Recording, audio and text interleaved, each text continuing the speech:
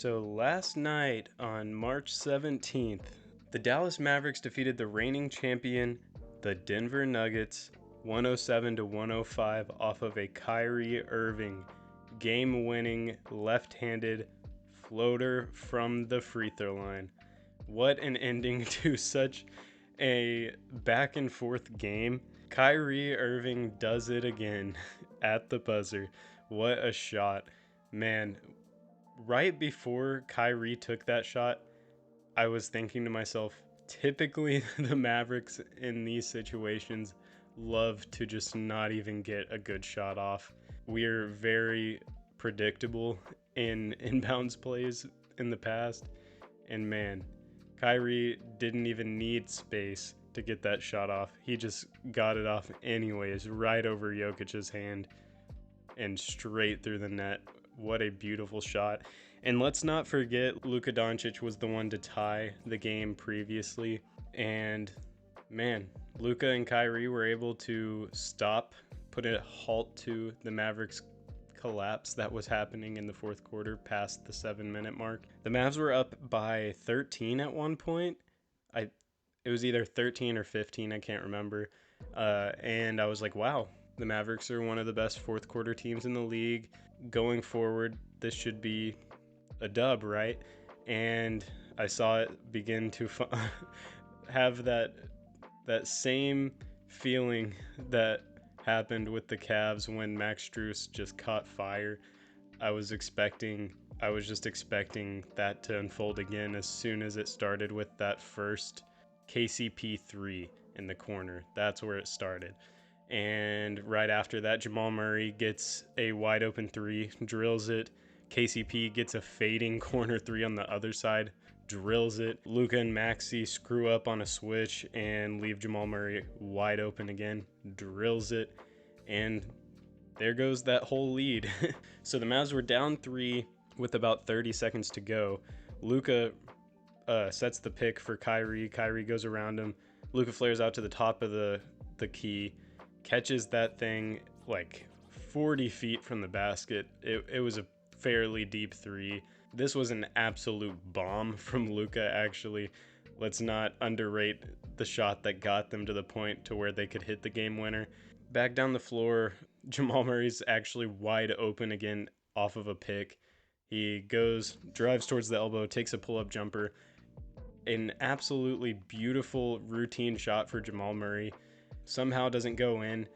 It was very open at first, but PJ Washington actually did close the gap fairly well. He got his hand right in Jamal's eye as soon as the shot was releasing in. For such a pretty routine shot for Jamal, I really think that PJ Washington, last second, don't give up on the play defense, saved them from having to tie the game with that Kyrie floater, because who knows what happens if they feel defeated at that point, and who knows if Kyrie's able to get that same shot off again. But man, what a game overall. 3 major standouts from the Mavericks. Obviously, Kyrie Irving, who showed up in the fourth, really showed up in the second half. He was kind of non-existent in the first half, if we're being honest, and really the rest of the team was non-existent the whole game pretty much. Luka was kind of carrying the offense for pretty much the entire first half, but Kyrie was able to end it with 24, 7 rebounds and 9 assists, 3 steals and a block to go with it. Kyrie, he wasn't playing poorly the first half, his shot was not falling.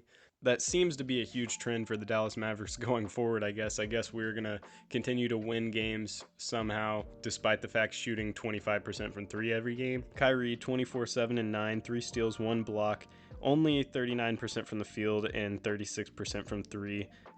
But still, what a stellar second half and fourth quarter performance from Kyrie. Luka Doncic, only 3 assists in this game, and trust me, you might see 3 assists and think, oh, Luka was ball hogging. No, Luka had to have at least 18 potential assists in this game, but no one's shot would fall at all. We've got PJ Washington 2 for 10 from the field, Derrick Jones Jr. 4 for 11 from the field, Tim Hardaway Jr. 0 for 3 from the field, Maxey 0 for 3 from the field. It was really just a little bit of Gafford. Gafford got some shots in there, but 57% from the field for Gafford is like shooting 20% from the field for anyone else. So still not a fantastic performance from him. But Derek Lively, 7 for 8 from the field. He had 14 and 8, 2 blocks, a stellar performance from Lively. And not to mention Lively's defense on a 2-time MVP in Nikola Jokic. So Lively was on Jokic for pretty much, well, Lively and Washington would switch off who was guarding who. Lively might have been on AG and PJ would switch on to Jokic, but back and forth. Lively guarded Jokic one-on-one for several possessions in this game, and that mixture, that 1-2 punch of sending a different look at Jokic throughout the game of PJ Washington and Lively and who's helping off of on the other guy to keep Aaron Gordon from just feasting under the basket on those backdoor cuts. Jokic was 6 for 16 from the field. Now, I know Jokic hasn't been playing stellar this past month. I mean, he's still Jokic. He's still going to have great games, but he's not been at the top of his game. But 6 for 16 from the field, 37% from the field for Nikola Jokic with a rookie center guarding him half the game. To me, that is just insane. Like, this was not just like, oh, Lively was fouling him over and over again and they didn't call it, or like, oh, Jokic was just missing bunnies. Like, no, Lively was actually clamping Jokic at points in this game, and same with PJ Washington. Both of them were playing fantastic, and that's even with Jokic still almost putting up a triple-double, obviously, 16, 11, and 7, 2 steals. But that, to me, that was a stellar defensive performance. And Jamal Murray also 7 for 20 from the field. He didn't have the most efficient game, but man, did Jamal Murray hit some crazy shots in this game. I mean, the threes were fairly open. They were still contested, but like he was set and shot them. Jamal Murray had some insane finishes high off the glass. There was one where he was driving from the right side and Lively was right there, and I was like, oh, that's an easy pin for Lively. Lively goes up. His hand is above the box, and Jamal Murray's throws the ball a foot above Lively's hand. It goes high off the glass, very close to touching the top of the backboard and just bouncing out of bounds and goes straight in. Man, what a finish from Jamal Murray. He had a couple of those. He had another one right over Maxi Kleber. Not same thing because Maxi didn't get nearly as high as Lively on that block attempt, but stellar performance from Jamal, especially in the clutch. And Michael Porter Jr. was also on fire for the first half of this game. He went 4 for 9 from 3. But that leads me to another point. The Dallas Mavericks just beat the Denver Nuggets while continuing to have a massive shooting slump from 3. 9 for 35 from 3.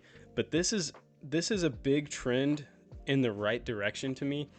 Even though we haven't been shooting great from 3, we've been shooting way more shots at the basket, and that's just inherently going to give you a higher field goal percentage. That's a big issue that people have with the Celtics, is that in the games they've lost, it's primarily because they just had a very poor shooting night, and you just can't. Sometimes it's very difficult to overcome those extremely poor shooting performances if you're not getting to the basket. And Boston tends to rely very heavily on the 3, similar to the Dallas Mavericks. But recently, the Mavs have been taking a lot more shots at the rim. They haven't, last game, they only shot 42% from the field, which 35 of those shots were threes, and they were 25% on threes last night. They still won it. They still had so many drives to the basket, Lively had 14 off of just finding him under the basket for the most part. He had a couple, I think he had 1 or 2 putbacks, but that's just such a good sight to see, having guys still be able to score even when the shot's not falling. Derrick Jones Jr. with a almost double-double. He was rebounding the ball very well. Same with PJ Washington, and the defense from those guys was fantastic. Yes, PJ has had a 1 for 11 game and a 2 for 10 game the past couple games. His shot has not been there. He has not made a single 3 in, I believe, no, he made 1 3 against the Bulls. So he's like 1 for 12 from 3 the past 3 games. His defense has been on another level. Like, when I tell you PJ Washington's defense has been good, it has been game changing for the Mavericks. Without PJ these past 3 games, there's just no chance. absolutely no chance we keep the other team from scoring. And that's another thing. Keeping the Denver Nuggets to 105 in the modern NBA is absolutely wild. A fully healthy Denver Nuggets team that has been, I mean, they've had their ups and downs, but when they've been on a roll, they've been slaughtering people. So that ending, that 107 to 105 ending is just, that's such a promising thing to see going forward for the rest of the season, because we just played two of our hardest matchups for the rest of the season, the Thunder and the Nuggets, and we actually won one of those. If you remember in one of my videos the other day, I was saying I just really hope we can get a win out of one of those two difficult games, because the rest of the season should be pretty coastable. Like, not coasting in the sense of not showing up for the games, but coasting in the sense of we don't really have to worry about the schedule of games coming up to finish the season off. And it's looking like a 50-win season for the Dallas Mavericks is very possible. We must go 10-3 in our last 13 games, and looking at the schedule, that's fairly possible. Honestly, the Warriors are going to be the best team we're playing up, that we're going to play in the next 13 games, and we play them twice, and I still think we can definitely pull off the win against them. It's just a very, very promising end of the season, and I cannot wait to see how it plays out. Shout out again to Luka, Kyrie, Lively. That's our trio going forward. Oh, one more guy that stood out a good bit off the bench was Dante Exum. In his 18 minutes, he put up 8, 3, and 1. He was 4 for 8 from the field, 0 turnovers. He really was able to keep the ball moving.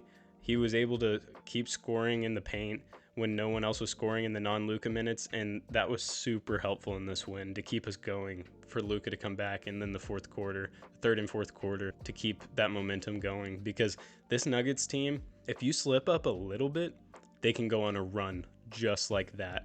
If I've seen the Nuggets do this like at least 10 times this season, where they'll be down going into the fourth and they're just kind of coasting the whole game, like not playing bad, but just not putting forth 100% effort. And then as soon as the fourth quarter hits, they just turn it on like that, and they're instantly that championship team once again.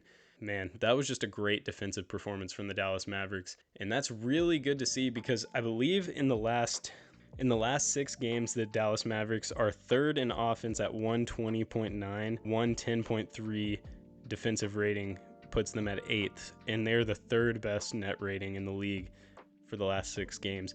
If there's any time throughout the year that you want to see this trending upwards, it's definitely the last 15 games, or the last 20 games heading into the playoffs, have that momentum going forward, especially if our first round matchup could be any number of teams between the Timberwolves, Thunder, Nuggets, Clippers, any of those guys. It could end up being, it could even be the Pelicans in the first round, depending on how these last few games go.